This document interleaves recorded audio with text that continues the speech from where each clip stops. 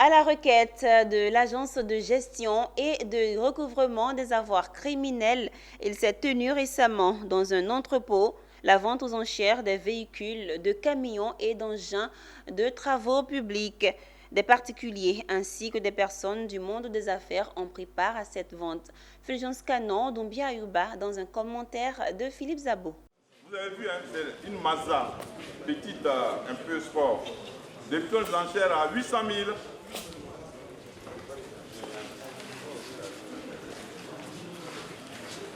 800 000 débutants. 900 000. La petite Mazda RX8.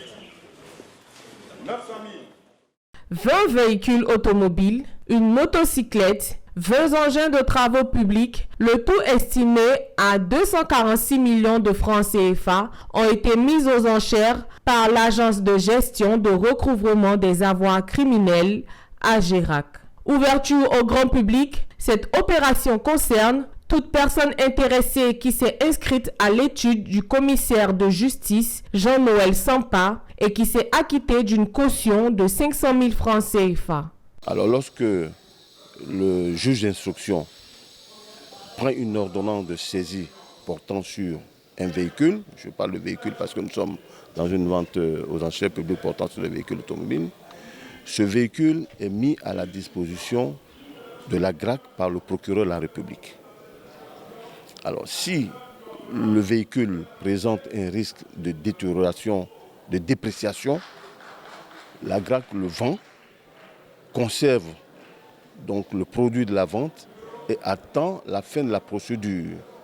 Si le tribunal condamne le prévenu et confisque le véhicule, alors le produit de la vente est acquis à l'État, donc par l'entremise de la GRAC. Voilà. Donc ces véhicules qui sont en train d'être vendus résultent de décisions de justice qui ont ordonné pour certaines la saisie, pour d'autres la confiscation.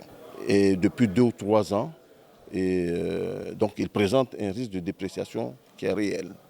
C'est ainsi que nous avons décidé de les vendre aux enchères publiques. En tout cas, c'est bien, c'est calme. Et puis c'est bon, les prix sont bons. En tout cas, on est content. On félicite l'État. C'est vraiment bien. Il n'y a pas à dire à Micmac, non. Voilà. On ne connaît personne. Moi, personnellement, je ne connais personne. Je suis venu, ils ont dit le prix et puis je me suis battu, j'ai eu pour moi. Ces véhicules et engins confisqués ont passé plusieurs étapes judiciaires avant d'être mis à la disposition de l'agence par le procureur de la République et ensuite passés à la vente aux enchères.